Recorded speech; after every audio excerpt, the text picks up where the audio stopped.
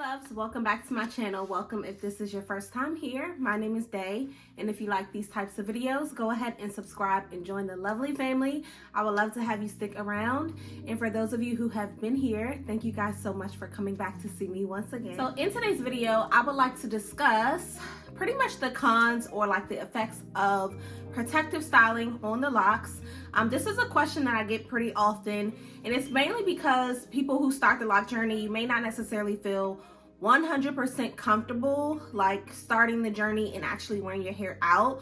So you look to like braids, wigs, stuff like that, twists that you can put on top of your hair, kind of to cover it while you're going through like the starter stage. It's perfectly understandable. I see why a lot of people look to do it. But I feel like I would be lying if I were to say there are not, some cons in doing that, because I even have had a few people ask me if it's okay to kind of braid their hair down and get like extensions or weave over top of their locks. Everything that I have mentioned, I have seen it done. Some of these things that I have done before. In my first year, I think I got braids. I definitely understand the desire of wanting to switch up the style, but I do have to bring to your attention that this is not something that you want to do often, and that if you do these things often, you can have a negative effect on your journey. So the thing about locks, in my experience, is they always do their best when they have the freedom to be out, when they have the freedom to kind of cultivate on their own, do their own thing. And I understand that not everybody is in the position where they can do that, like pretty much based on like your career. If you have a job where you feel like, if your hair is not as kept to the standards of other people, you feel a little bit uncomfortable. I definitely understand that, and I have tried on my channel a couple times to show like some ways that you can do like the starter lock styles, but still have your hair out and make it a little bit more professional. I will link that video like down below if you want to see that. My hair was pretty short back then, and that was the way that I was wearing my hair often. So I get it, but you really want to think long term when you are going through the first like few months of your journey, because everything that you do to your hair in the first few months has an effect on how your hair will eventually turn out. Honestly, how often you twist it, how often you manipulate it, how you're moisturizing it. It's like everything you do in the beginning of your journey kind of plants a seed to the way your locks are going to look later on. And that's why it's important not to really put protective styles over your hair. Now, when I did this in the past, in my previous journey, I didn't necessarily always have protective styles on my hair, but I would style my actual locks. So I would have it in updos. I would just have it like, almost like put away in a sense, twisted up, pinned up, and it was really cute. But I did notice that it had an effect on the way my locks were cultivated, because your hair is still very soft and your locks are still forming. It can form like different like almost dents in your hair. And I know some people don't mind that. I did, because I feel like it just wasn't how my locks were supposed to look. My locks were a little bit more thin in the beginning, just because they didn't have the opportunity to breathe.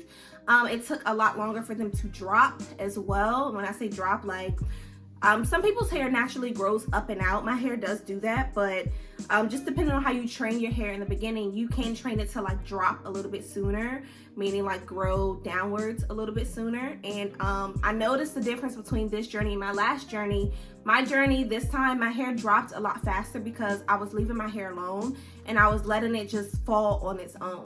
Versus in that journey, I was manipulating it so much that my hair was like growing in different directions.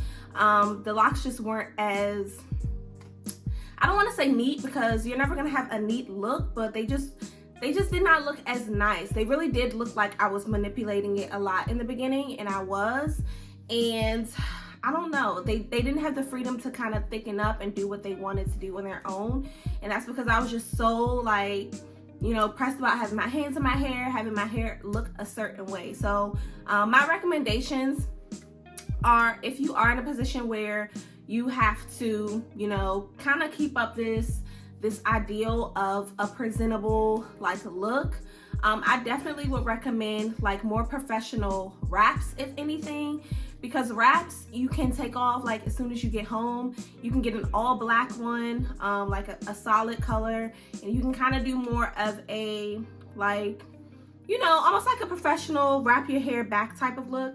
If you don't do that, what I would recommend is doing like a slick down lock look, where you're not putting products in your hair, but simply when you twist your hair, when you retwist your hair, you're kind of twisting it down and you're pinning it back to, you know, the sides of your hair with some bobby pins. Take it out every day, and try to do that. And if you are going to do protective styles, I would say please do not leave the styles in for a long time. I always left my styles in for maybe like a couple weeks. This journey, like when I got braids or so, I would take them out in a couple weeks, and people felt like, why would you take your hair out that fast? You know, you kind of wasted your time, you wasted your money.